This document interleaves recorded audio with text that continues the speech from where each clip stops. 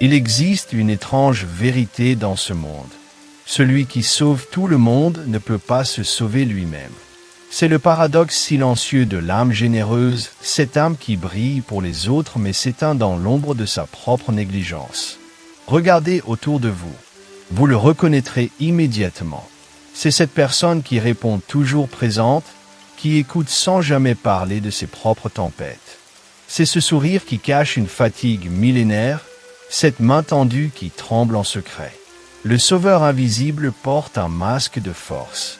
Mais derrière ce masque, il y a un miroir brisé, un miroir qui ne reflète que les autres, jamais lui-même. Pourquoi certaines personnes donnent-elles tout jusqu'à disparaître? Pourquoi l'acte d'aider devient-il parfois une prison dorée? Ce n'est pas de la bonté pure. C'est quelque chose de plus profond, de plus complexe. C'est une danse avec le vide, une valse où l'on offre sa lumière pour ne pas affronter sa propre obscurité. Imaginez un phare au milieu de l'océan. Il guide tous les navires perdus vers la terre ferme.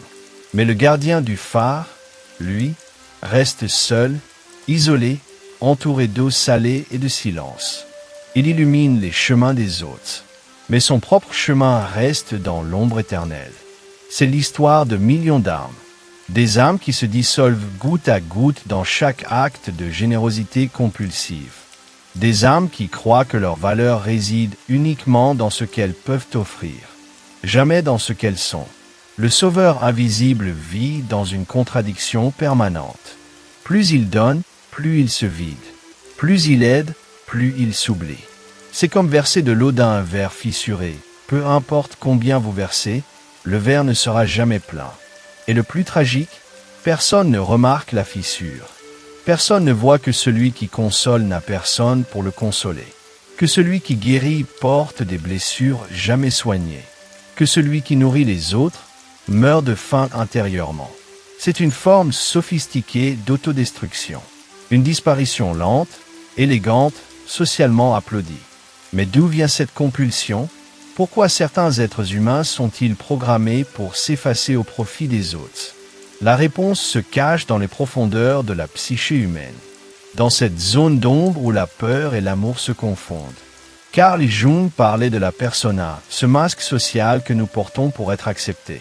Pour le sauveur compulsif, cette persona devient une armure, une identité totale. Il ne sait plus qui il est sans son rôle de protecteur, de guérisseur, de celui qui arrange tout. C'est ce que Jung appelait l'identification pathologique à l'archétype. L'individu fusionne tellement avec son rôle qu'il perd contact avec son essence véritable. Mais pourquoi cette fusion? La psychologie moderne nous révèle que derrière chaque sauveur compulsif se cache souvent un enfant blessé. Un enfant qui a appris très tôt que son amour devait être mérité, que sa valeur dépendait de son utilité. Erich Fromm distinguait deux types d'amour fondamentaux. L'amour productif qui naît de la plénitude et enrichit les deux parties. Et l'amour symbiotique qui naît du manque et crée la dépendance.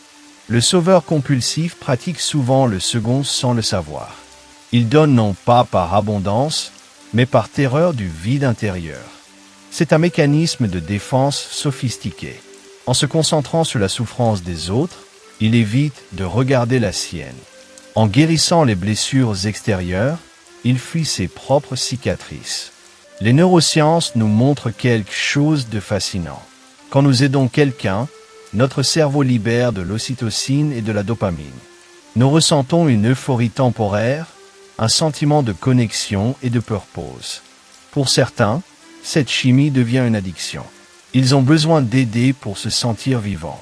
Ils ont besoin d'être nécessaires pour se sentir existants. Sans quelqu'un à sauver, ils ne savent plus qui ils sont. C'est ce qu'on appelle le syndrome du sauveur en psychologie clinique. Un pattern comportemental où l'individu recherche activement des personnes en détresse. Non pas par pur altruisme, mais pour combler un vide existentiel profond. La codépendance émotionnelle entre en jeu. Le sauveur a autant besoin de la victime que la victime a besoin du sauveur.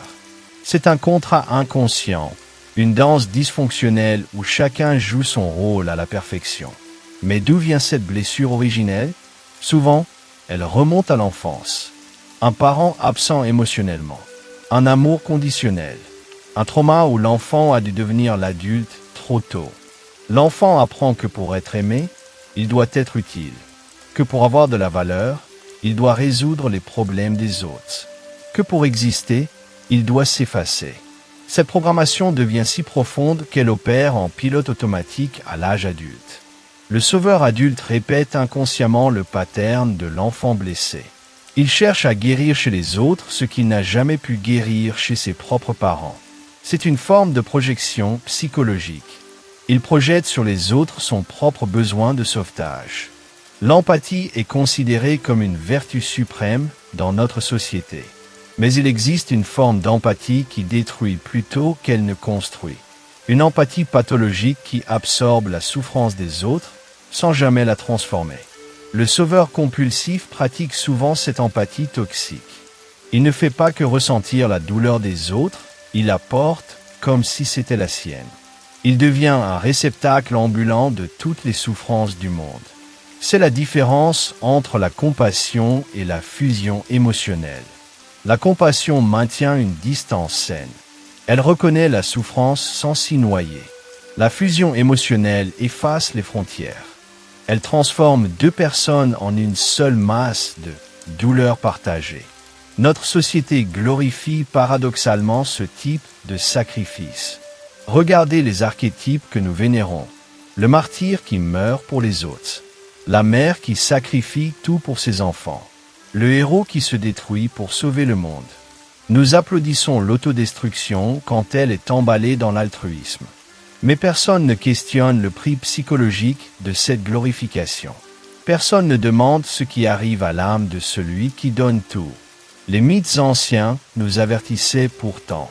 Prométhée, qui vola le feu pour l'humanité, fut condamné à une torture éternelle.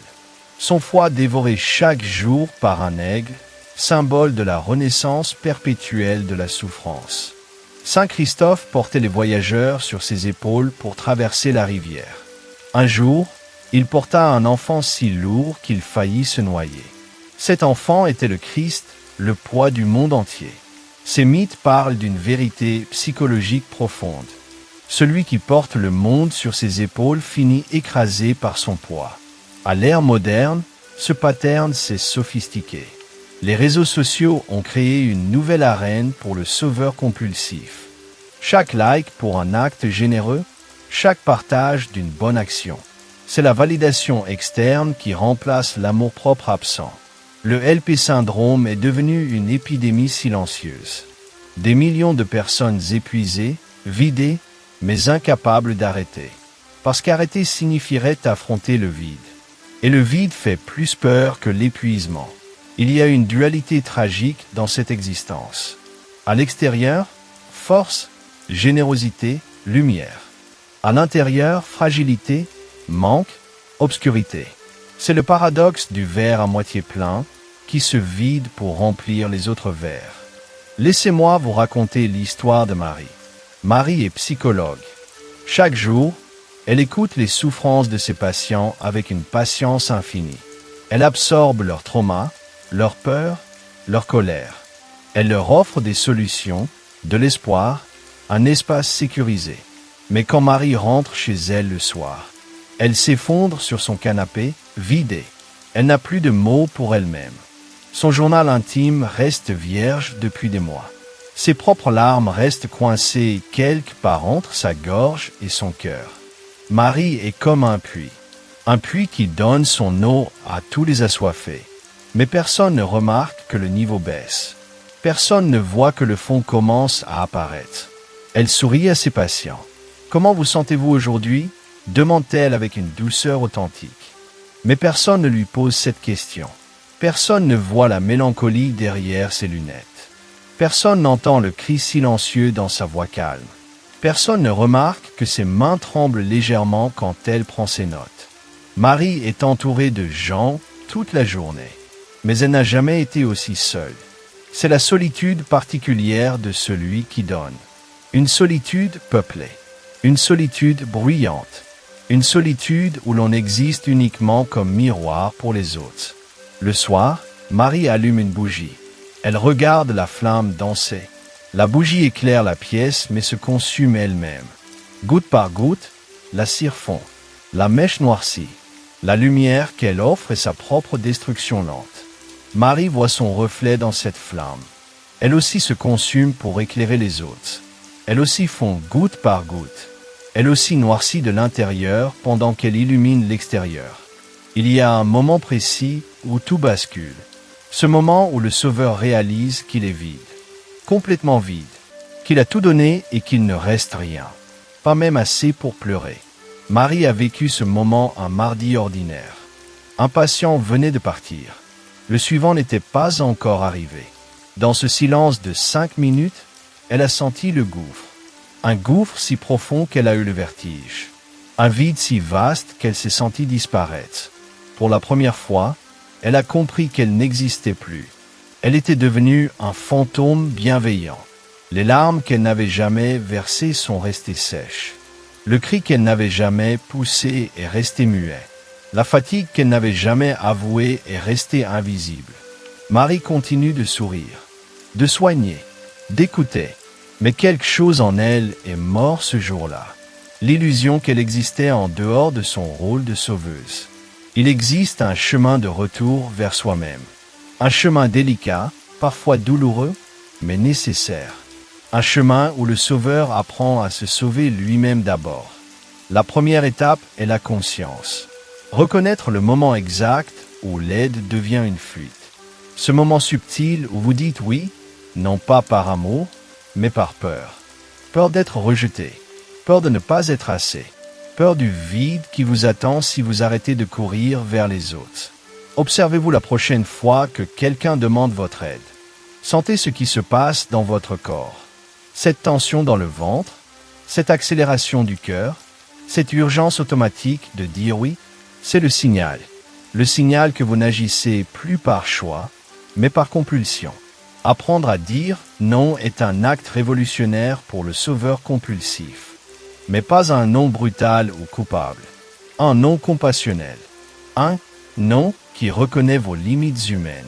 Un non qui honore votre propre besoin de repos et de ressourcement. Je ne peux pas t'aider maintenant, j'ai besoin de m'occuper de moi. Cette phrase simple est une déclaration d'indépendance émotionnelle. Créez un rituel de retour à vous-même. Après chaque acte d'aide, prenez 5 minutes. 5 minutes pour vous recentrer, pour respirer, pour sentir vos propres besoins, vos propres émotions. Posez votre main sur votre cœur et demandez-vous, de quoi ai-je besoin maintenant? La réponse peut vous surprendre. Peut-être avez-vous besoin de pleurer, de crier, de dormir, de ne rien faire, d'être consolé à votre tour. Apprenez à distinguer entre donner par plénitude et donner par vide. Quand vous donnez par plénitude, vous vous sentez énergisé. L'acte d'aider vous nourrit autant qu'il nourrit l'autre. Quand vous donnez par vide, vous vous sentez drainé. Chaque acte d'aide creuse un peu plus le gouffre intérieur. Et voici le plus difficile. Apprendre à recevoir. Pour le Sauveur compulsif, recevoir de l'aide est terrifiant. Cela signifie admettre sa vulnérabilité. Reconnaître qu'on n'est pas omnipotent. Accepter d'être humain. Mais recevoir est un acte de courage. C'est permettre à l'univers de vous nourrir en retour. C'est créer un équilibre dans l'échange énergétique. C'est reconnaître que vous aussi, vous méritez d'être aimé et soutenu. Voici la vérité que personne ne veut entendre. Vous n'aidez pas par pure bonté. Vous aidez par terreur du vide intérieur. Cette révélation peut choquer, blesser, mais elle libère aussi. Parce qu'une fois que vous comprenez le mécanisme, vous pouvez le transformer. La vraie générosité ne naît pas du manque. Elle naît de l'abondance. Quand vous êtes plein d'amour pour vous-même, cet amour déborde naturellement vers les autres. C'est la différence entre une source et un puits. Le puits a une quantité limitée d'eau. Il peut se vider. La source est connectée à une nappe souterraine infinie. Elle peut donner sans jamais s'épuiser. Le Sauveur compulsif fonctionne comme un puits. Il puise dans ses réserves limitées jusqu'à l'assèchement. Le Sauveur conscient devient une source. Il se connecte d'abord à son essence infinie, puis laisse cette essence couler vers les autres. Voici le paradoxe ultime. Le sauveur compulsif est en réalité celui qui a le plus besoin d'être sauvé. Mais sauvé de quoi? De sa propre illusion, de la croyance que sa valeur dépend de son utilité, de la peur de n'être rien sans son rôle de protecteur. L'intégration de l'ombre est le chemin. Acceptez vos propres fragilités, vos propres besoins, votre propre humanité imparfaite. Jung disait que nous ne devenons pas illuminés en imaginant des figures de lumière, mais en rendant l'obscurité consciente.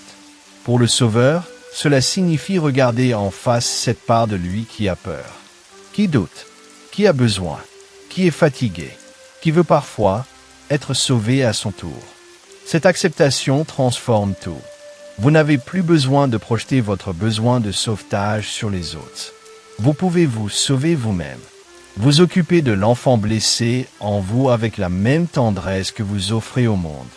Et paradoxalement, quand vous arrêtez d'aider par compulsion, vous commencez à aider vraiment. Votre aide devient pure, sans agenda caché, sans besoin de validation, sans fuite du vide. Vous aidez parce que c'est juste, naturel, une expression spontanée de votre plénitude intérieure. C'est la transformation du Sauveur en être humain complet. Imaginez un lac au lever du soleil. Ce lac reçoit d'abord la lumière. Il se remplit de cette luminosité dorée jusqu'à ce qu'il ne puisse plus contenir. Alors seulement, il reflète cette lumière vers le ciel. Le lac ne force rien. Il reçoit d'abord, puis il donne. C'est l'image de l'âme guérie. L'âme qui a appris à se remplir avant de déborder. Dans le silence de votre être. Avant la prochaine main tendue. Avant le prochain oui automatique. Avant la prochaine fuite dans l'autre. Arrêtez-vous. Écoutez ce silence.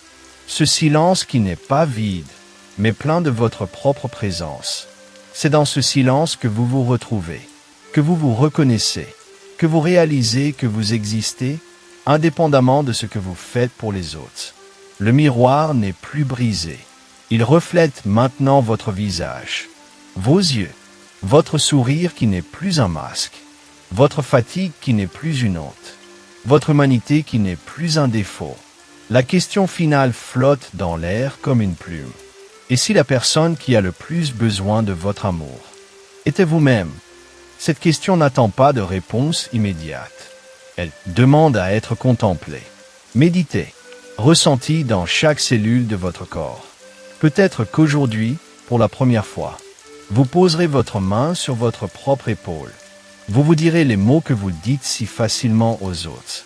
Vous vous offrirez la compassion que vous distribuez si généreusement. Le chemin du retour à soi n'est pas un acte d'égoïsme. C'est un acte de sagesse. Car vous ne pouvez pas donner ce que vous n'avez pas. Vous ne pouvez pas aimer depuis le vide. Vous ne pouvez pas sauver les autres si vous vous noyez vous-même. Le silence continue, un silence qui guérit, un silence qui restaure, un silence où, pour la première fois depuis longtemps, vous n'êtes pas le Sauveur. Vous êtes simplement, vous.